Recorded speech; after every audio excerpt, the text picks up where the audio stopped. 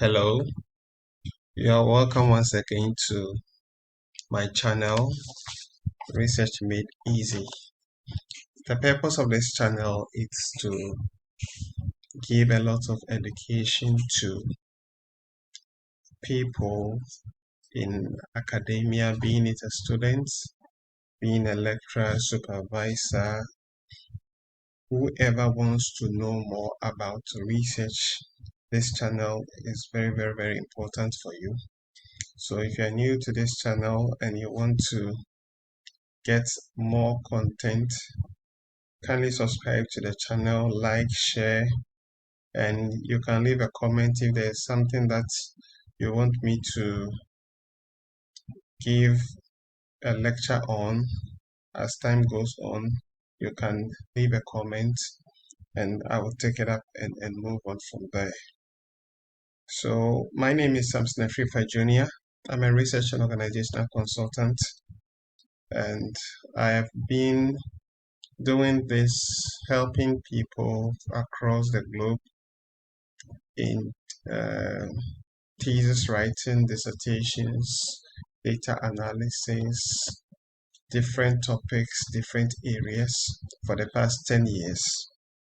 Now, today I'm going to teach you step by step how to write a research proposal. This is part one of it because of the time. This is a very short video, so I'm breaking it into different parts, and this is part one of how to write a research proposal. So what are you going to learn in this lecture? You are going to first of all understand what a research proposal is, understand the components of a research proposal in simple terms, and also provide practical examples to explain the components of a research proposal. Now, in understanding a research proposal, basically, if you say a research proposal, the research proposal basically is about how you intend to conduct your study. How you intend to conduct your study. So after having your topic, you want to tell your supervisor, give the supervisor an idea of what your topic is about and how you intend to conduct your entire study. Now, this section, we are talking about the components of a research proposal, and I'm taking it one after the other. In different universities have their own outlines on the components of a research proposal, but what I'm giving you is a general outline that most universities use, both in Ghana and abroad. Yeah, so these are the components.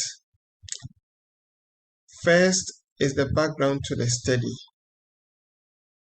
And when you talk about the background to the study, we are simply asking what your study is all about. So background to the study, in a nutshell, we want to find out what your study is about.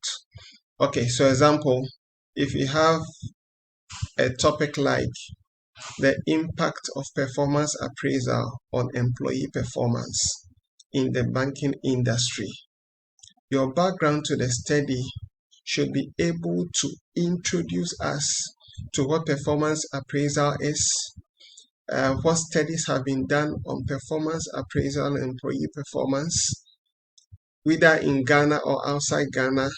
We want to understand what the issues are when it comes to performance appraisal and employee performance.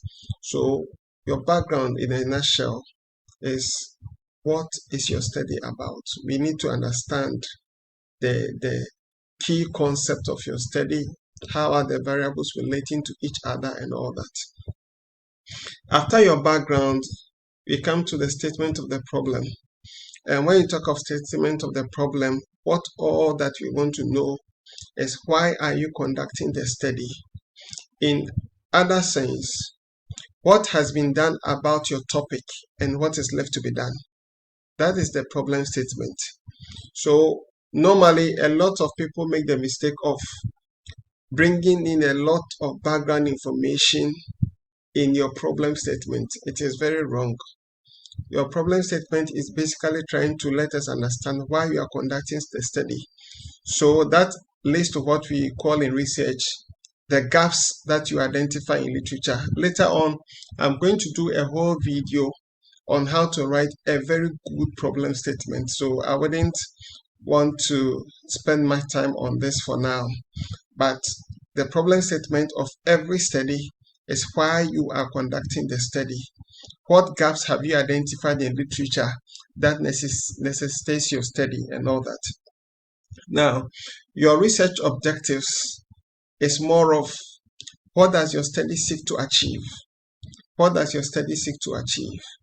So, for instance, if there is a topic like the impact of total quality management practices on firm performance, the impact of total quality management practices on firm performance, for instance, if that is your topic, a typical objective could be maybe what are the components of total quality management in an organization. So a typical objective to assess or examine the components of total quality management in the organization, to assess the effectiveness of total quality management practices in the organization, to assess the impact of total quality management on firm performance. This is just an example to let you know, how research objectives are being formulated. Later on, I will be doing a whole video on how to formulate research objectives, how to use keywords like evaluate, examine, assess, determine, and all that. All of them have when and how you should use them based on your orientation. Either you are being a qualitative or a quantitative person. So those words are very important. Your research questions is basically what questions will be answered after your study is being conducted. So in your research questions, it gives you an idea of how your data analysis should be going. Yes. Now, we move to the next part of it, and we look at the significance of the study. So in terms of significance, we look at what contributions will your study make towards research, towards policy, towards practice, towards the industry that you are conducting the study, and towards national development.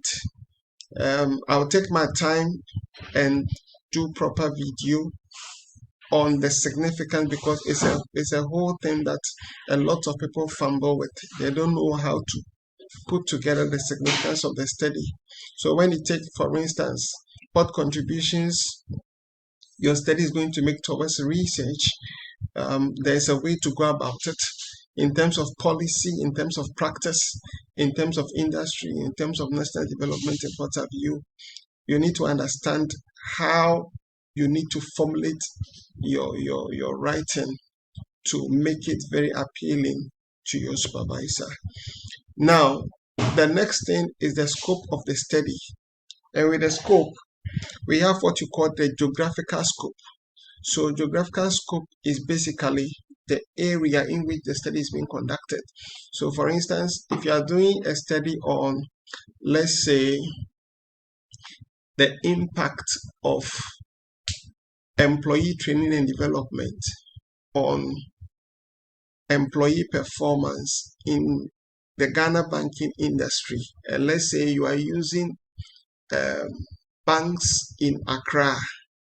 Accra then becomes your geographical scope. Okay, Accra becomes your geographical scope.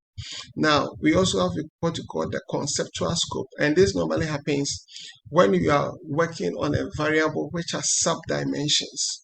So, for instance, if you are working on a variable like supply chain integration has 3 dimensions: internal integration, supply integration, and customer integration.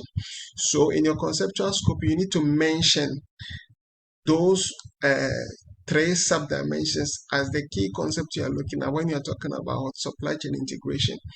Or let's say if you are doing a topic um, that is related to, let's say, operational performance as a dependent variable. Operational performance can be measured using three sub-dimensions: efficiency, flexibility, and effectiveness. So those things need to be outlined for us to know what your conceptual scope is. Of course, if you are doing something on financial performance, you need to know whether we are going to use return on equity, return on investment, return on sales as the way you are going to measure financial performance. It needs to be stated in there.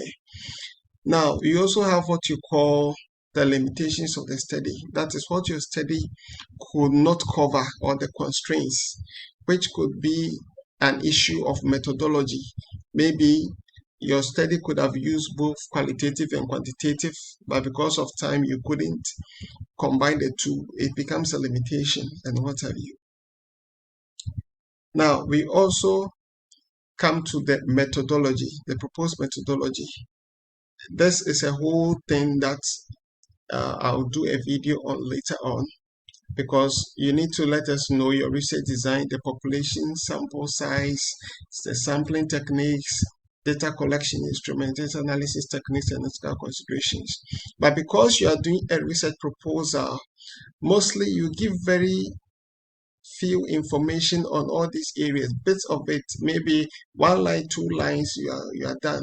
But because you are going to do a whole chapter on methodology in maybe chapter 3 of your study, so you don't put in so much information here. The supervisor only needs to understand how you intend to conduct your study, and you are good to go.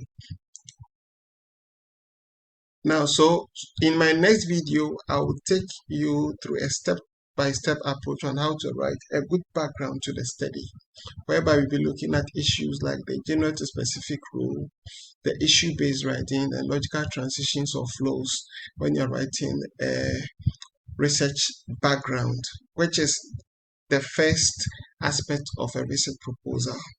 So if you like this video, subscribe to the channel Research Made Easy, share, like the video to other colleagues to also understand research. Thank you very much.